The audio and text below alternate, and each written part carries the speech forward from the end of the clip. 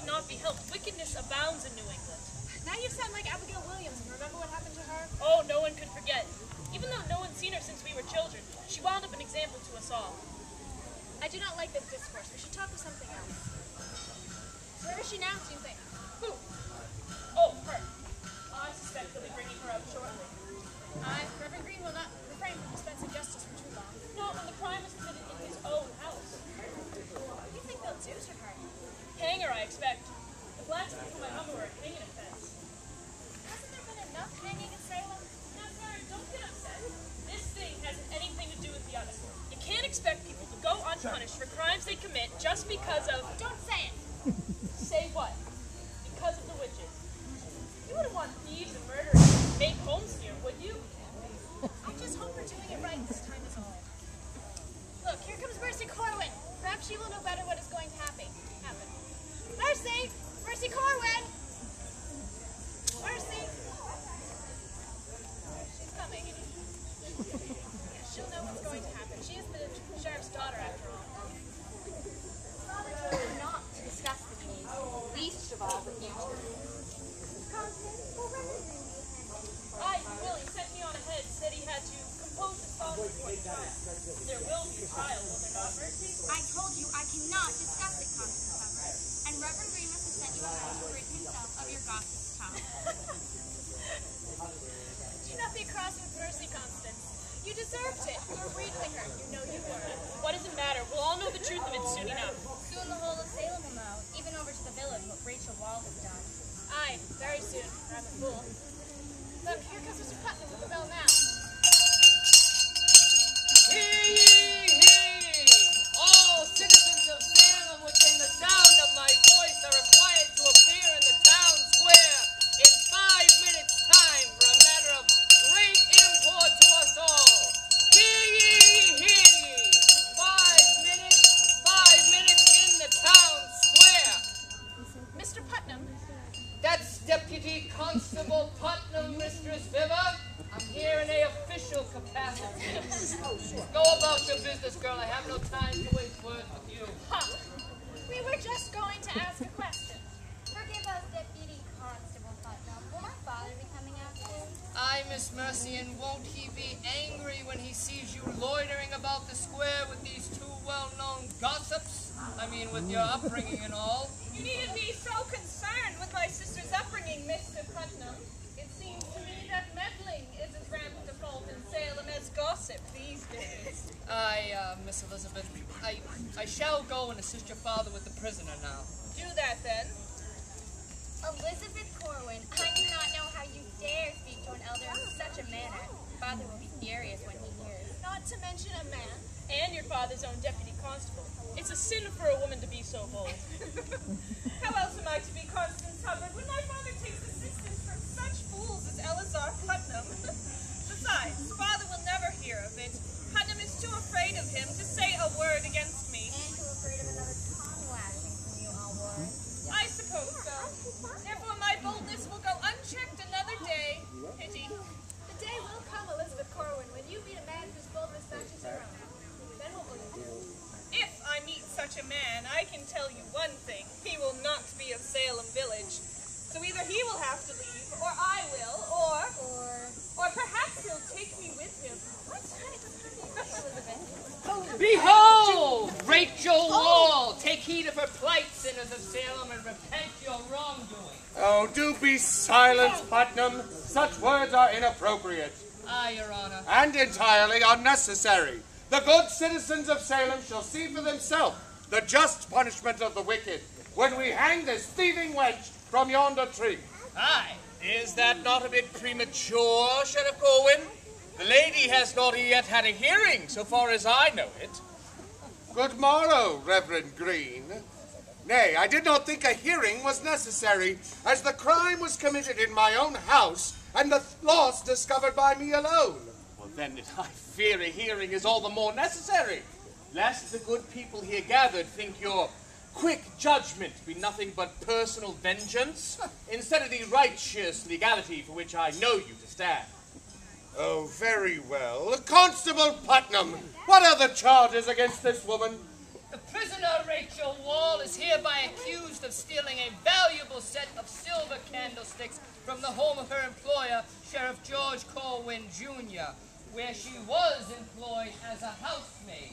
The candlesticks in question were found on her person as she attempted to leave the sheriff's house in the middle of the night. And where are these candlesticks now? They have been locked away for safekeeping. So they are not to be presented here as evidence? They are not. Well, then how can we be certain that they were ever stolen? Or, in fact, that they existed at all?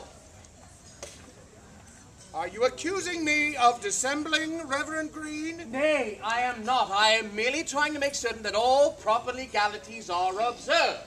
Now, is there anyone here who can bear witness to the existence of these alleged candlesticks? They are not alleged candlesticks, Reverend. They have stood on my father's table for years. All of Salem has seen them. Thank you, Mistress Corwin. Now, is there anyone here who can corroborate Mrs. Corwin's testimony? I can, Reverend Green. Thank you, Mr. Brad. And I'd like it to be known that I feel that the guilt lies with Corwin himself. Why didn't you just get an iron set of candlesticks from our blacksmith here in Salem, instead of getting silver ones set all the way from Boston? Mr. Brand, please, we are not here to discuss the merits of ironmongering over silversmithing, but to determine the guilt or innocence of the lady. Now, we have determined that the candlesticks do indeed exist and were among the possessions at Mr. Corwin's house.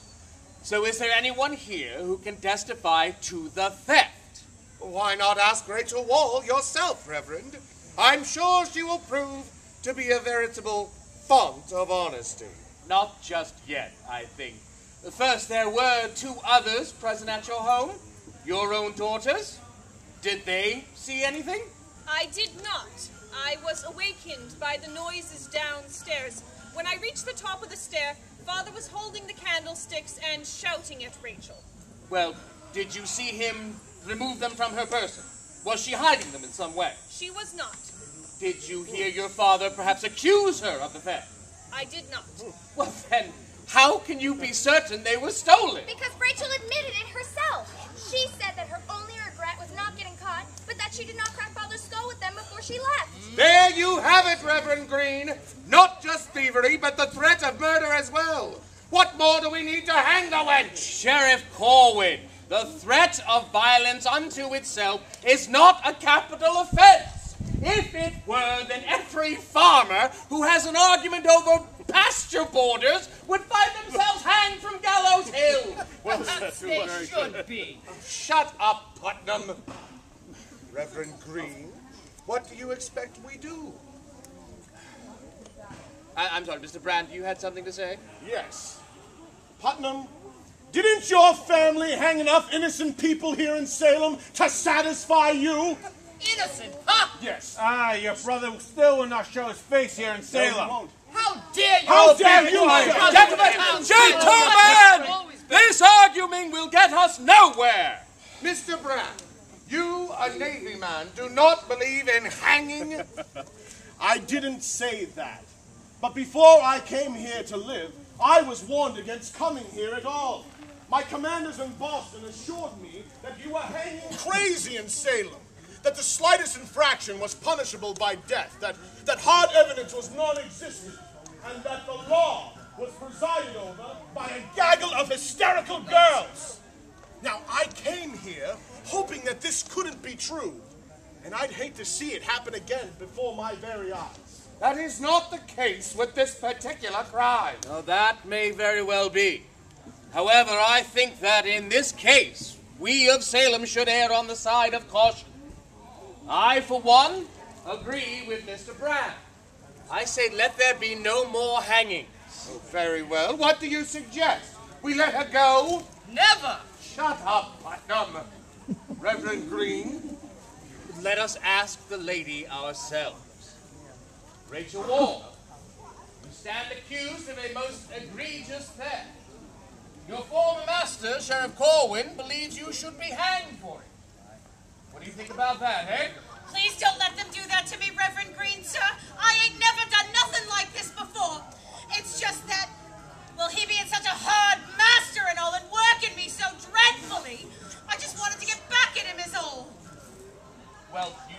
understand the harm you have caused him and his daughters, not to mention your own self. Did you mean to cause his daughters harm? No, sir. They've always been kind to me and helpful around the house with the chores and such. So, you are not unacquainted with tender feelings, No, eh? sir. Sheriff Corwin would have us believe you are an unrepentant monster. That I am not, sir. I'm just a maid. Just a maid. There you have it, Sheriff Corwin. Here is your murderous, unrepentant thief. A foolish girl, guilty of no more than giving in to the sin of temptation. And who here amongst us cannot say they have been so tempted? Were we not punished enough for it within our own hearts? Is not our separation from the side of the Lord Almighty not punishment enough? And are we of Salem village, is not our very name to remain synonymous with cruel punishments? What more can be gained with one more hanging? Get more derision from the city of Boston. If you must punish her, then banish her, or make an example of her in some other way. But I say, let there be no more hangings. Hear, hear. Is that how you all feel? Aye. Very well. I disagree with you, but when such a powerful speaker as Reverend Green makes his feelings known, I will this once reluctantly comply. Rachel Wall, it is within my power to set the method of your atonement. You will not be hanged this day, but you will spend the remainder of the day in the stocks so as to set an example to the good citizens of Salem. At sundown you shall be taken from this place and set upon the high road with food and water enough to carry. From that moment forward, you are to be banished from this community, and it will be a crime for anyone to offer you shelter here. If by sunrise tomorrow you are not gone from this place, or if you ever return here, you will receive the maximum penalty of death by hanging. Is that witnessed and understood by all? Constable Putnam, carry out the sentence. The rest of you go about your business. This assembly is adjourned. Constance, return to my home and fix me a light lunch. No meat, just a small salad. I'm afraid this air of derision this morning has somewhat robbed me of my appetite. Aye, Reverend. Come along, Sarah. Constance! This is better than you deserve, thief.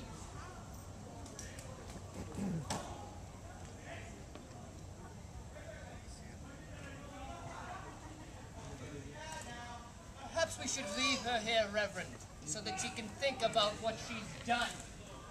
I shall linger for a while, if it's all the same to you, Mr. Putnam.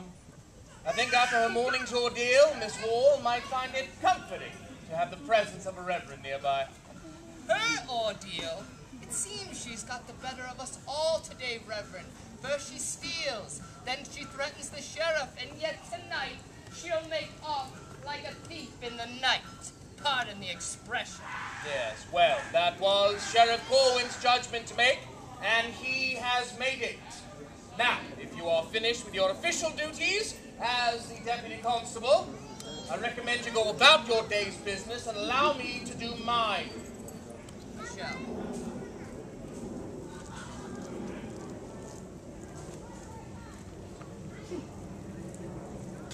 They didn't hurt you, did they? I promised you they would not. Nah, there wasn't nothing I couldn't handle, Reverend. I'd back to still be honored. Wish you would not speak of it so. You make it all sound so sordid. It was such a long time ago. We were different people then. You were different then. I ain't never changed. The book of my life remains the same. And mine? You threw out the parts you didn't like. Not for myself. It was for the good of others that I did what I had to do. That don't not matter to me, nor some others I could name. You know what they say, Reverend Green. I do. Once a pirate, always a pirate.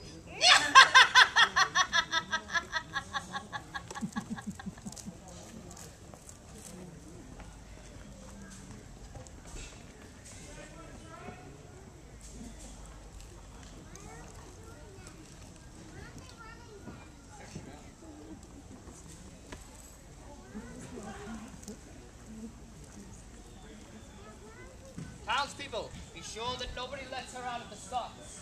If anyone sees her trying to escape, you will notify me immediately. Yeah, Deputy Constable, I'm sure they will. You're comfortable in there, madam. Oh, comfortable as always. Better than you deserve, as I intend. Aye, I understand.